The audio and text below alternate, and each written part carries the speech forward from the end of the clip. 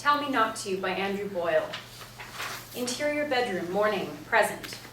Morning light filters in through windows. Sheets barely drape across a man, 31, fit, naked, lying face down. Kyle, 38, disconnected, decent looks, sits on the corner of the bed naked. He stares at the wall. He looks to the bedside table at the clock. The clock reads 7:47 a.m. He looks to the floor around his feet. He grabs a pair of underwear and slips them on. It doesn't matter whose they are.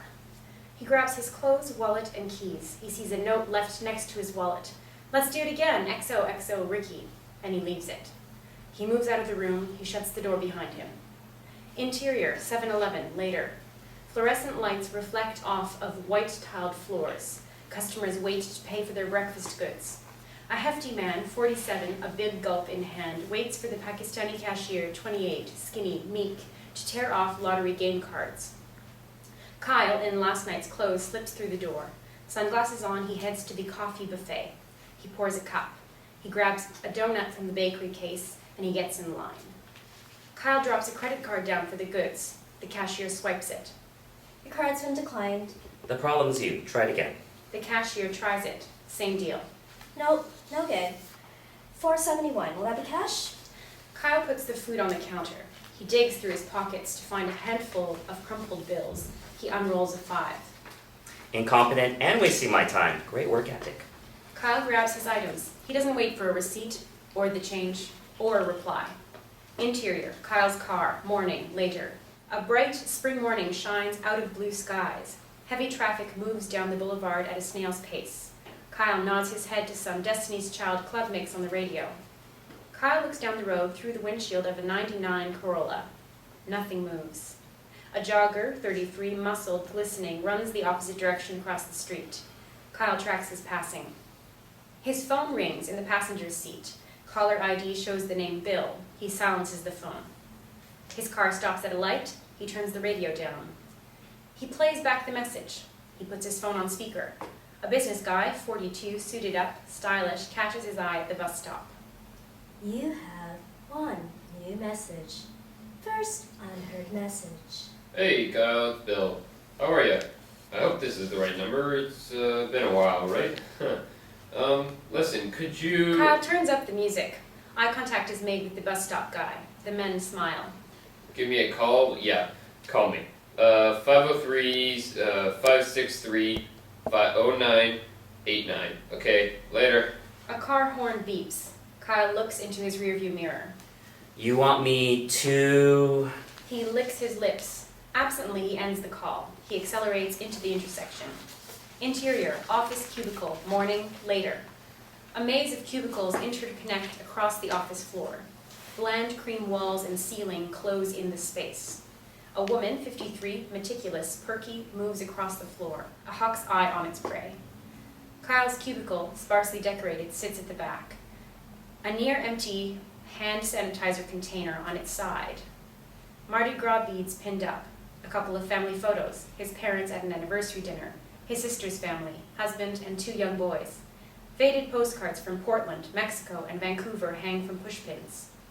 Paperwork on open file folders lie around him, a cup of coffee and a half-eaten donut at his elbow. His attention's on the screen. The woman reaches Kyle's cubicle. She pokes her head in. Kyle clicks the mouse to minimize the screen and turns. Hello, Kathy. Good morning, Kyle. Sorry to interrupt your work. Just finishing that document for Susan Q. What's snooping? Well, I missed you in the commissary this morning. Really, so sweet. Had to fly in and shackle myself to the desk. Well, good. Suzanne would like you to stop by her office, say in about 10 minutes. She'd like to go over a few things with you, okay? No problemo. Okay then, back to work. Kathy turns and heads back. Kyle clicks his mouse to reveal a page of multiple photos of male underwear models. He clicks one image after another. Interior, Suzanne's office, continuous. A standard oak desk and matching shelves. Stacks of folders sit at the corner of a precisely organized desktop. Suzanne Reynolds, 49, a tightly wound Carol Brady, sits behind her desk, dotting I's and crossing T's. Kyle sits, waiting. Suzanne continues working. How's the weekend been for you, Kyle? Great, stunning. Stacking up the scorecards. How about you? You know, it's been such a challenge for me these last few weeks. Company changes and all. More vacation weeks, right. I got a... Memo, yes, Monday. And no vacation weeks. She looks up from her desk. Information. They want us to do our jobs better and faster. Well, I got that going on in spades. Tackling daily challenges like that document you wanted. Last week. This isn't coming from me. They want productivity, low bottom lines. We won't be needing you anymore. Effective immediately, Ken and HR will take care of your exit paperwork. Whoa, some kind of ambush here. What's this really about? Of course, the company will pay you to the end for a full day, and any vacation or sick days She opens a file folder in front of her. that were unused. Seemed like you used all of yours and then some. Well, Ken will clarify that and any other questions you might have for him. She stands and extends her hand across the desk. Kyle stands and ignores her gesture. You feel threatened, is that it? Keep the man castrated and absent. The timing is never good, I know. Kyle walks to the exit as she talks. But we wish you all the best. Eat me. The door slams behind him. Interior office cubicle continuous. Kyle slumps in his chair, staring at the empty computer screen. Kathy pops her head in again. So sorry to hear the news. Ken's upstairs waiting for you now. He snaps out of the daze, grabs his backpack, and stuffs the objects from his desk and cubicle into it. Do you do parlor tricks as well? Run along. She spins and departs. Kyle dumps all the file folders into the garbage can. Satisfaction. He moves the cursor to click history. He looks over the numerous XXX sites listed from the last month. He clicks on clear history. The scene goes blank. Exterior, park bench, day, later. Late morning sun filters through branches. A group of Eastern European men, 70s, old world, watching over a chess game. A pair of nannies, 30s, curvy, Hispanic, multitask between strollers and cell phones. Kyle sits alone on a bench eating french fries. He tosses the wrapper, misses the garbage, and leaves it. His phone beeps. A new voicemail. He takes a drag from his soda, hits play, and then speaker, and sets the phone next to him. The voice of a hesitant, apologetic Bill, 50s, interrupts the park's silence. Hey Kyle, it's Bill again. Sorry for all the messages. Just not sure if you got my last one and I don't have another number for you. Kyle notices a thick man, 30s, cagey, ethnic, walk into the restrooms. Anyway, just leaving yet another one. Again, call me. Just in case, 503-563-0989. Okay, hope to hear. Kyle ends the call. He deletes all the messages. He scrolls through his contacts list and stops at a name, Ryan Meadows. He looks at it, then closes the phone. Exterior, park restroom, continuous. A Polish woman, 50s, cheerless, sitting alone, picks through candy hearts in a plastic baggie on her lap. Behind her, the ethnic guy leans on the restroom's door frame, smoking. Kyle takes a drag from his soda as he walks up. Got a spare? Sure. The man offers the pack. Kyle takes one and gets offered a light. Thanks. Kyle takes a long drag. Not his first time at the rodeo. He exhales. I don't smoke. Just figured it was a good day to pick up a bad habit. Again. What do you think? About what? Picking up habits. Not a guy who thinks. Good news. Kyle takes another drag, looks behind him. He flicks the cigarette away and walks into the restroom. The guy joins him. Cut to interior Kyle's car, later. A car door opens and water spits to the ground over an oil stain. Kyle leans back and wipes his mouth on his sleeve. He flips open his phone, dials a number, and hits the speaker button. As the dialing continues, he puts the phone up on the dashboard. He takes another swig of water. A voice answers. Hello? Kyle spits the water out onto the ground. He doesn't answer. Hello? Kyle, is that you? Hey, Bill. What's a shaking you're baking? Hey, Kyle, it's nice to hear from your voice. You sound just like you. You got my messages? Yep, I got him. Good. Sometimes, this tech stuff, I don't trust it. Give me an old answering machine, that's all I need. Yep. Well, I called, I just didn't want to leave it on your voicemail. Ryan, he died last Friday. They had him on morphine the last few weeks, and it was pretty peaceful in the end. Kyle follows the Latin guy crossing from the restroom entrance to the parking lot. The funeral is this Saturday. His sister asked about you, if I knew where you were. I said I'd find out, so I asked around. You weren't easy to find. Let me tell you, almost 7 years? Or would it have been 7 years, wasn't it, that you and Ryan were together. Ryan takes another swig of water and spits. Yeah, it has to be because Skip and I haven't been up to Whistler since that trip the four of us took, and that was 6 years ago.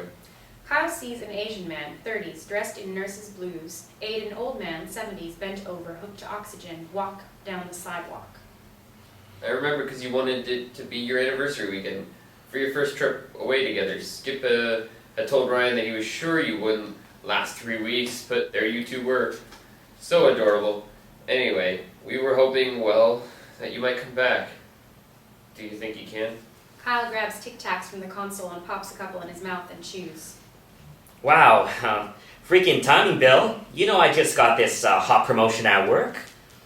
What? Oh, that's great. Kyle pops open the glove compartment and digs through it. I know, right? Out of the blue, but not really. I deserve it, so not good to skip out on the coupe since they got a lot of love going on for me there, you know? Sure. Sure, I understand. Kyle pulls out a couple Trojan packages and stuffs them into his pocket. So, this sweet reunion's been magical, but I gotta fly. Of course. Oh, there's talk about a memorial service down the road, but nothing in stone yet. So you'll just let me know if you're coming to the funeral. I mean, it would be nice. Kyle stares out across the hood of the car. Kyle, Ryan wanted... Kyle ends the call. He watches another guy, 40s, tall, executive, slip into the restroom. He takes another swig of water and opens the car door. Cut to interior grocery store, morning, 3 days later. A dairy case stocked to the brim lit by fluorescent lights. Late morning shoppers fill grocery carts to 80s tunes on the PA. Kyle, ungroomed in yesterday's clothes, hangs out at the dairy section with an eye on the bathrooms. He puts a carton of chocolate milk in his basket. His phone rings. He flips it open. Yola! That's me. Yep. That's the right address. When are you? Next Tuesday. No bueno. You guys put all my unused vacation pay in it, right? Well, Miss Hastings said that's what I'm... Oh, okay. No, I don't... Look, she said... He's been hung up on. Fuck. He pulls out a handful of wrinkled bills. He grabs a few items and leaves the basket on the floor. Interior grocery store, checkout line, continuous. Melody Ocampo, late 20s, Asian, heavy eyeliner, bored, works the cash register. A man, 50s, in uniform, heavy set, watches her with fanboy glee as she bags his groceries and dismisses him. Kyle drops a package of cheese slices, tortilla chips, and a carton of chocolate milk for her to ring up. Another sleep-in day? No, Lodi. Company picnic. Hey, did you get a job here? Applied. Via the couch?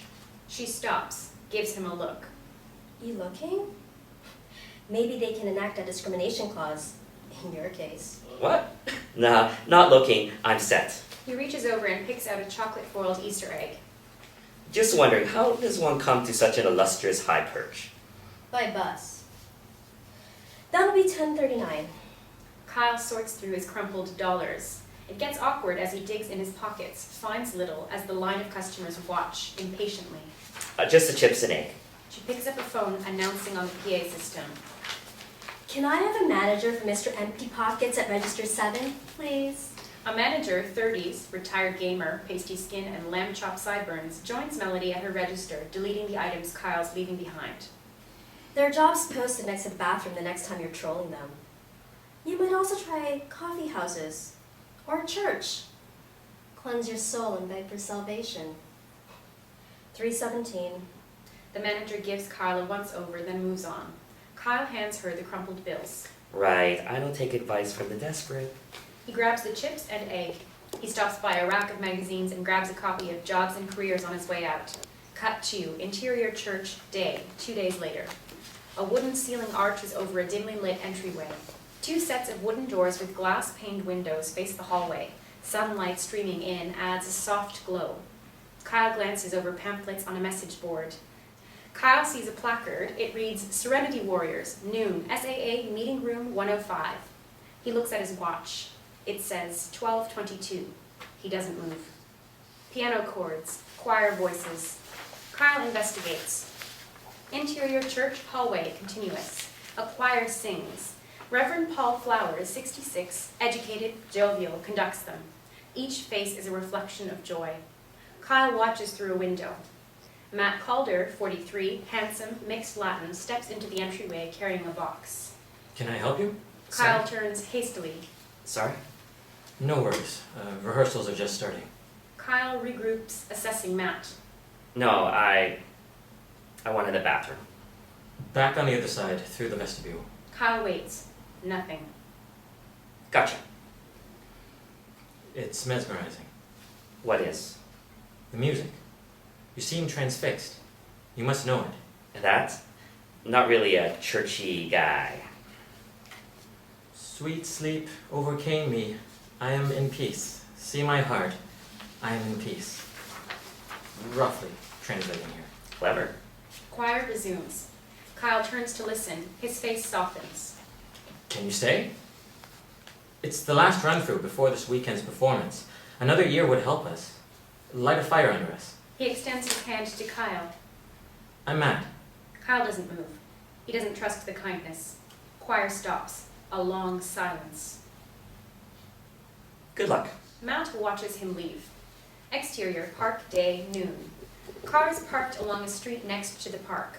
An elderly woman, 70s, a faded flower child, walks her cat. Kyle leans against his car, scrolling through his phone.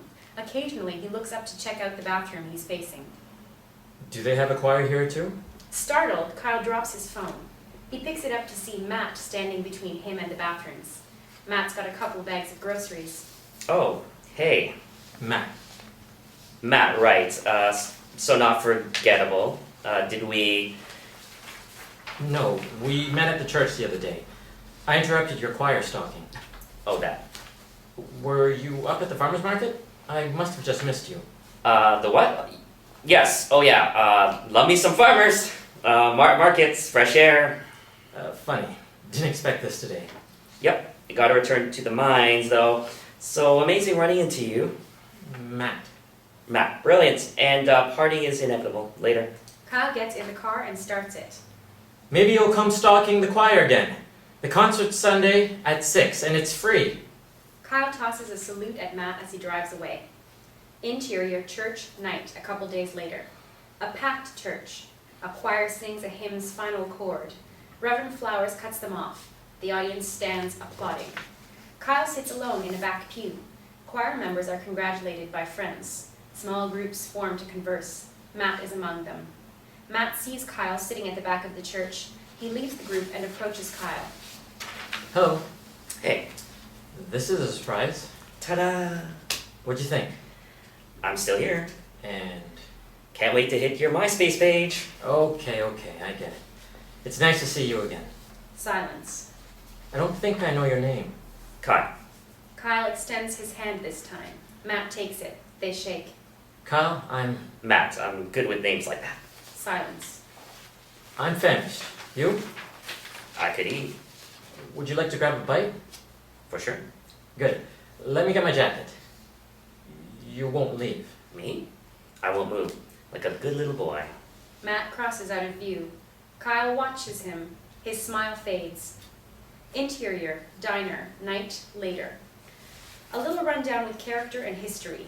Hipster patrons mixed with elderly couples scattered throughout. A guy on his laptop. Matt and Kyle sit across from each other in a booth.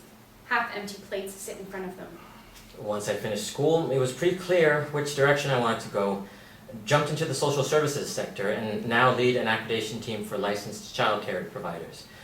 I think I've done a lot of good there, affecting people's lives. I mean, that's my story. What about you? What? Just thinking about you in a suit, affecting people's lives. Yum. You gonna finish that or can I help you? Help yourself. I will. Kyle reaches his fork across the table, spears a potato, and suggestively slips it into his mouth. I see. Your turn. Right, not much to tell. Blazing tale where I blew out of Portland into LA a little over a year now and have rocked the Casbah ever since. The end. Sounds mysterious. You're a rule breaker, aren't you? Come again? Rock the Casbah? You just referenced The Clash and their 1982 hit, which some think was about disobeying and doing something you believe is right, even though it isn't illegal. Doesn't that say something about you? Oh God, you're a thinker. A thinker. I'm sorry, that's how my brain can work. Latches onto things and goes off on a tangent when I get nervous. Kyle moves from his side of the booth and slips in next to Matt. Matt shifts away from Kyle. Oh, I'm making you nervous. Are we on a date? No, I mean, I don't know. Are we? Maybe. You're the one who showed up tonight unannounced. Tussled and handsome and all that. Why a church? Just in the neighborhood, or? Father, the sleeper has awakened. What? Dude, it's alright, yeah. I came to the church because I'm, for sure, not rocking the Casbah. My job dumped me and my pockets run dry. Sorry to hear that. Death and hedonism followed. The heavens opened and the light shone upon the church. The tale sputters out from there. I think there's more. Why come to the concert? Why indeed, interrogation resumes. It's possible I've developed a latent proclivity for liturgical fun nights. It's possible. Or perhaps there's a someone, somewhere. Maybe Portland? A psychic thinker thinking. Perhaps, don't go worrying your pretty choir boy head about me. I'm fine. I got it. Kyle looks at the check, pushes it over to Matt. You got it. Kyle leaves the booth as Matt grabs the check and heads to the cashier.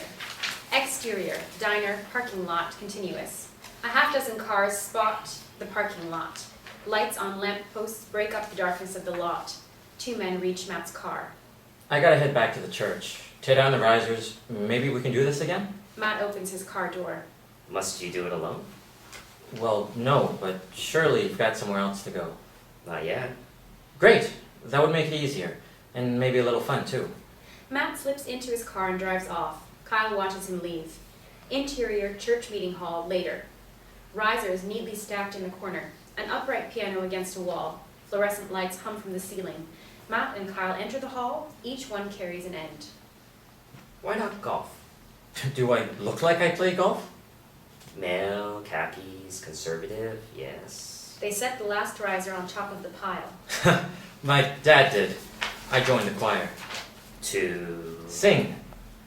Yes, to sing. And now? It makes me happy. You should try it. Singing? No. Yes, singing. And happy. What makes you happy? Again with the thinking. Are you still nervous? No, I'm not. Not at all. Follow me. Matt walks over to the piano. Everyone knows how to sing, and if you don't, you should try it at least. He lifts up the fall board. He plays several chords. Kyle comes up behind. Pianos don't bite. Kyle begins to undo Matt's belt buckle. He doesn't look at Matt. Kyle? What? He unzips Matt's pants. I don't... Kyle reaches his hand inside Matt's underwear. Matt stops him. Not my style. Kyle undoes his own belt. He puts Matt's hand in his underwear. Matt pulls away. No. Kyle, please, don't. Kyle reaches for Matt's belt again. Matt stops him. Stop this. He stops, but doesn't move. I like you. Though, and you said a little fun too, no? Such a snore. Kyle moves to leave. Matt moves between Kyle and the door. Something happened in Portland. What? You're running. I've seen this behavior dozens of times. What behavior? Matt moves closer to Kyle. Kyle steps back. Let me in. You need You're hurting. I you need need to help move you. now. Kyle, if you like me, Drop it. then you'll do this for me. Shut up. Just shut up. Kyle swings a fist at Matt. Matt dips out of its way and returns a punch to Kyle's left oblique. Kyle stumbles back. Kyle, wait. I just want to help. Kyle runs at Matt, taking him down to the floor. The men tumble to the floor. Matt flips Kyle onto his belly and locks him up with Kyle pinned beneath him. The two men are out of breath. Son of a bitch! Get off me! You'll talk to me? Oh, you bet you I will. Matt releases his lock. Kyle bucks Matt off his back and rolls away. Matt counters Kyle, scrambling to his feet. You freak! A chokehold? You off your meds? Man, you came at me when all I was doing was helping you. Choking me is not helping me. I don't want any help. I didn't ask for any help. You can't help me. I killed him. I left him. I let him die alone. Still want to help me? Shitting our bed sheets, more doctors than we got friends. His throat's swollen shut. He can't even take the goddamn pills. We knew he was going to die, and he begged me to help him do it. I told him no way. I loved him, but He called me a coward. Said that if I really loved him, I would do this for him. I just couldn't. So he told me to get out, and I did. And came down here and let the party ring 24/7. That's how I helped him. Matt moves towards Kyle, in close. Kyle doesn't move. Kyle, it's not your fault. You didn't do anything. He was wrong to do that to you. You need me. No! Kyle grabs Matt and throws him to the floor. He runs out the door. Exterior, Kyle's car later. Sparse midnight traffic fills the streets. A trio of young Latin men linger at the bus stop sign, waiting. Ladies strut by, and chaperones watch at a safe distance as cars drive by. Kyle slows for a stoplight. Honeysuckle, 20s, Rihanna-esque, bends down to the open window. Hey, baby. Bet I know what you need. Or 25 to blow your horn, whichever comes first. Kyle pulls away as soon as the light changes, not giving her a first glance. Exterior, park restroom, later. Kyle pulls up to a stop along the curb. Across the street from shadows, men emerge, step through a pool of light, and into the park restroom, the one Kyle has been in a week prior. He watches the men. He turns the engine back on, eyes still on the men. He shifts the car and pulls away from the scene. Interior, Kyle's apartment, later. Crates act as shelves stuffed with clothes. A bundle of knotted bedding on an unmade futon. A couple of worn grocery boxes sit next to an empty army duffel bag. Kyle comes through the front door and looks around the space. He's panting, a caged animal that remembers where it is. He goes to the crates, grabbing pieces of clothing, tossing others to the floor. He starts to fill the duffel bag. He throws the lids off the boxes, pulling papers, CDs, family photos out of the boxes and puts them into the bag. He turns the luggage over, reaching into an inside pocket. He pulls out a wad of cash. He reaches back in for more and stops. He pulls out a man's watch. He stares at it a moment, then turns and hurls it into the wall behind him. He goes to the wall of crates and tears it down. He stumbles to the boxes and hurls them at walls. He crumples to his knees in tears. Interior, Kyle's apartment next morning, continuous. Morning through yellow-stained window shades reveals the chaos of the room. Kyle's belongings are everywhere, untouched from the night before. Kyle steps from the bathroom, wrapped in a towel, freshly showered. He doesn't acknowledge the room. He sifts through piles, pulling various articles of clothing out, and dresses himself. He stands and notices the nick in the wall. He fingers it, then reaches under the debris at his feet. He pulls out the watch, a small crack in its face, the hand still moving. He sees the room around him and takes it all in. Montage. 1. Kyle pulling a tab from a job posting at the grocery store. The cashier watches him. 2. Kyle training at his new telemarketing job, eager, smiling. 3. Kyle coming into his apartment with armfuls of groceries and sets them on the counter. The watch sits in front of a framed picture of him and Ryan. 4. Kyle sitting down for lunch with coworkers. 5. Kyle on the phone writing down an address on a notepad. 6. Kyle loading his duffel bag into his car. Interior, grocery store, morning. A fresh produce case stocked to the brim. A handful of late morning shoppers fill grocery carts. 80s music plays overhead. Across from the case, 2 men, upscale, tasteful, early 30s, stand side by side.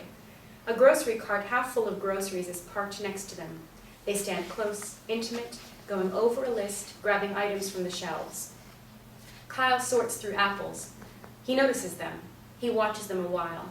He grabs a couple of apples and moves on. Interior, grocery store, checkout line, continuous. Melody stands at the register bagging groceries. She hands change to an elderly woman, 80s, frail, European. She sees Kyle unloading his groceries. They were right. The zombie apocalypse is at hand. How's the job? Oh, hi. What job?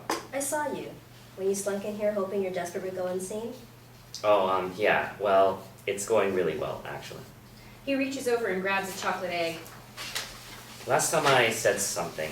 Yo, dude, life's too big to recollect on small minds. Particularly yours. But I'm glad to see your vertical. He smiles. He notices the 2 men from earlier at the back of his line. Will that be all, sir? May I bag your groceries, sir? He reaches for another egg. Oh, how sweet. Where there was one, now there are 2. How romantic. 22.38. Kyle hands her a $50 bill, grabs his bags, and heads towards the door. Thank you for helping me. Hey, This is way... Y'all come back now, you hear? Exterior church parking lot later. Choir members file out a side door, pulling coats close in the chilly spring afternoon air. Some hang back in clumps to converse, taking in the sun. Kyle leans against his car at the back of the lot, watching the door. Matt comes out and hugs the members outside the door. He turns to his car and notices Kyle. He doesn't move. Kyle walks over to meet him. Hi. Hi. How's rehearsal? Great. We're having another liturgical fun night. You disappeared after that last one. Yeah, well, I got a job. Doing some redecorating. I haven't been doing any singing though. I think that may be what's missing. I see. The director's inside. He can help you. I can't... Matt, please. I'm really sorry. Yeah. You know, I was 34 and, on my senior year. Kyle stares at him, waiting. NCAA, state title, in wrestling. You really weren't going to win even if you tried. Jackass. I gotta get on the road. Can I give you a call when I get back? Sure. Where are you going? Portland. Good. That's a long drive. A couple choir members waving catches Matt's attention. He turns and waves back. Yeah. Tell me not to. Tell Kyle not to what? Tell me not to get you involved with me. It's so... Messy? No, well, yes. Noted. Will you go with me? Yeah. Sure. I'd like that. Okay. Kyle pulls the 2 chocolate eggs out. He hands one to Matt. Matt takes it from him. I like you. I like you too. They remain standing in the parking lot as cars pull out and choir members continue to exit. They continue talking and eating their eggs. The end.